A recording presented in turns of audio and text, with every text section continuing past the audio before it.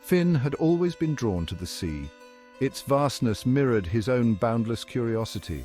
He would spend hours perched atop the cliffs, gazing at the horizon where the water met the sky. But it was the distant silhouette, a lone sentinel in the swirling mists, that truly captivated him, the lighthouse at World's End. The villagers spoke of it in hushed tones. They told tales of treacherous currents and monstrous waves that guarded its shores. They said it was a place of eerie silence where the world ended and something else began. Their fear only fueled Finn's fascination. He longed to unravel its mysteries, to stand where the world fell away. He pored over faded maps and weathered scrolls, searching for any mention of the lighthouse. He listened intently to the stories of old sailors, their eyes wide with a mixture of fear and awe as they spoke of the beacon at the edge of the world. Each tale, each whispered warning only strengthened his resolve. He would see the lighthouse for himself.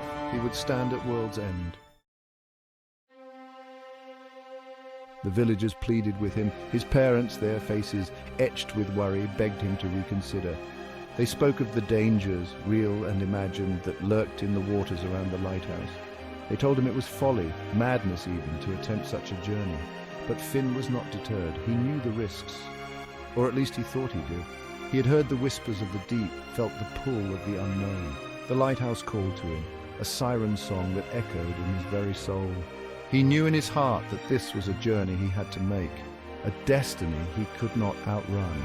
He spent weeks preparing, gathering supplies, and reinforcing his small sailboat. He studied the tides, memorized the constellations, and learned the language of the wind.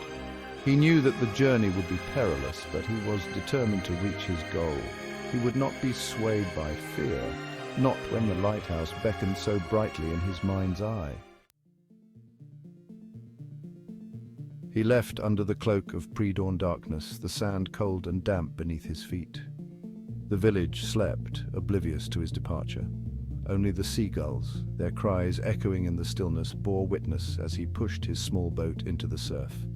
With a final glance back at the shore, he hoisted the sail, and the wind, as if in league with his purpose, caught it, pulling him away from the familiar and into the unknown. The rising sun painted the sky in hues of orange and purple, casting long shadows across the water.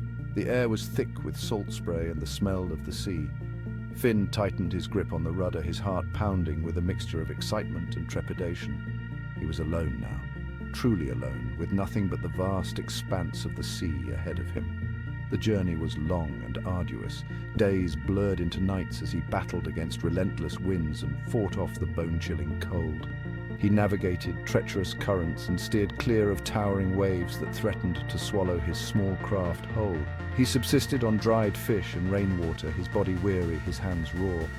But through it all, the image of the lighthouse, a beacon of hope in the swirling mists, kept him going. Then the storm hit. It arrived with a sudden ferocity, whipping the sea into a frenzy. The wind howled like a banshee, tearing at the sails, threatening to rip them to shreds. Rain lashed down in blinding sheets, turning the deck into a slippery, treacherous death trap.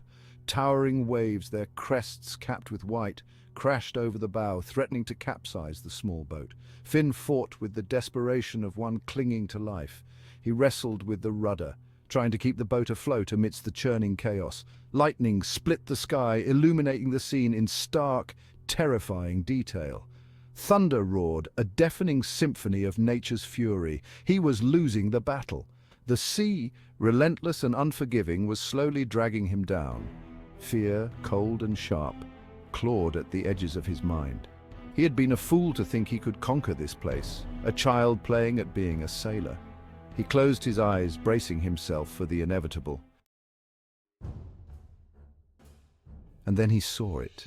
Through the driving rain, a light flickered, a faint ethereal glow like a star trapped between the waves, the lighthouse.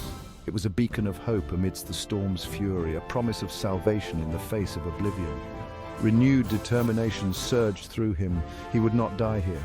Not now, not when the lighthouse was so close. He clung to the rudder, his knuckles white, his arms aching, and steered towards the light. Each wave threatened to dash him against the rocks, each gust of wind to tear him from his course, but he pressed on, fueled by a desperate hope and the unwavering light of the lighthouse.